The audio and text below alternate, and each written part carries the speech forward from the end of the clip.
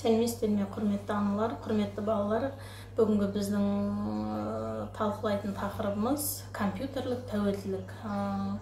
Компьютерлік тәуелділік бұл жасөспірімдер арасында, яғни бозбалалар арасындағы ең көп тараған қиындық тудыратын мәселелердің бірі.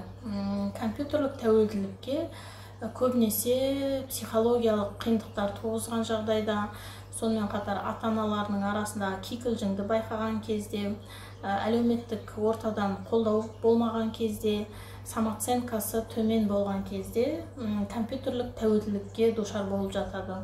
Ондай кезде балалар жоғарыда айтылған мәселелерді виртуалды әлем арқылы шешкісі келеді. Бұл өте уақытша, шынайы өмірді қабылдай алмай, виртуалды болса да басқа адамдармен, өзіне бейтаныс адамдармен сөйлесіп, сол өзінің виртуалды әлемінде еркін сезіне бастайды. Бозбалалардың арасында компьютерлік тәуелділік бұл видео ойындар. Видео ойындар арқылы бала өзінің лидер екенін дәлелдей алады. Және оны шынайы өмірде видео ойында бірінші екен, лидер екенін айтқанда түсінбейді, қабылдамайды деп ойлайды. Компьютерлік тәуелділік өте тойымсыз. Яғни, былайша айтқанда, компьютерлік тәуелділік уақыттың жауы. Аз ғана уақытқа ойнаймын деп отырған бала көп уақытының қалай өтіп кеткенін байқамай қалады. Сондықтан уақыт шектеуді турлау керек. Сонымен қатар бала ойнап болғаннан кейін да оған бірдеңе жетіспей тұрғандай болып көрінеді. Виртуалды әлемдегі бала уақытылы тамақтануды, уақытылы ұйықтауды, сонымен қатар айналасындағы адамдармен байланыс құруды, қандай да бір спорт түрімен шұғылдануды ұмытады. Шектен тыс компьютерде отыру ол баланың денсаулығына да кері әсерін тигізеді. Сонымен қатар өз қатарларымен байланысында үзіп алуы мүмкін. Осындай жағдайға тап болған ата-аналарға біз мынандай кеңес айтқымыз келеді. Ең алдымен бала мен ата-ананың арасында келісім шарт болу керек. Ол келісім шартты бала емес, ата-ана қою керек. Ол шарт балаңыздың сеніміне кіру арқылы, балаңыздың түсінісу арқылы, және балаңыз сізді түсіну арқылы, балаңыз сіздің сеніміңізге кіру арқылы болуы керек. Егер сіздің шартыңыз балаға сенімсіздік тудырса, сіздің шартыңыз дұрыс орындалмаса, балаңыз сізге қарсы шығуы мүмкін. Сондықтан баланы өзіңізге қарсы қоймаңыз, өзіңіздің айтқаныңызды істеткіңіз келсе, алдымен баламен келісіп аласыз. Балаңыз сіздің айтқаныңыз істесін десеңіз, екеу ара бала мен ата-ананың арасында толықтай келісім болу керек.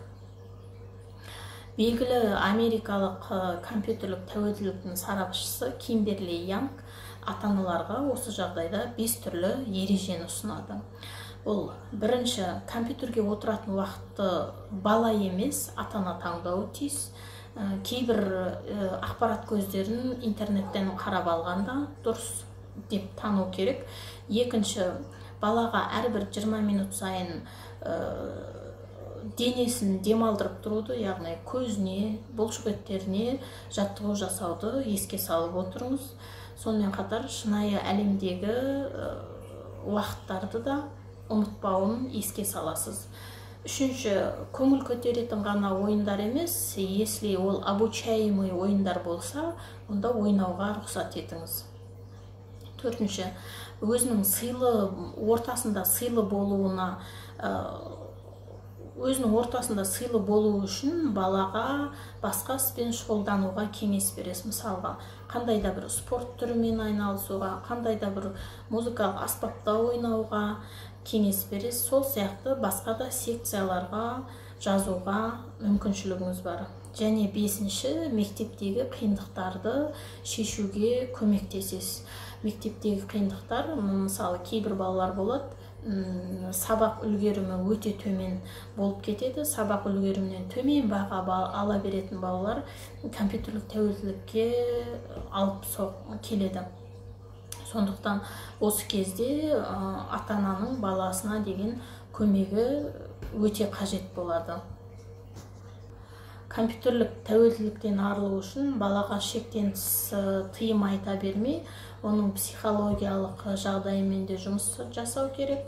Яғни самооценкасын көтеруге, баланың өзінің қызығатын ісімен айналысуға, то есть хоббиін табуға, өзін тануға, шынайы өмірмен байланыс орнатуды бірден бір қалыптастыратын көбінесе ата-ана. Сондықтан кейбір ата-аналар осындай жағдайға түсіп жатқан кезде ата-ананың көмегі қажет етпей, психотерапевтің көмегіне жүгініп жатады. Сондықтан ата-аналар психотерапевтің көмегінен бұрын өзіміз осы жағдайды қолға алайық.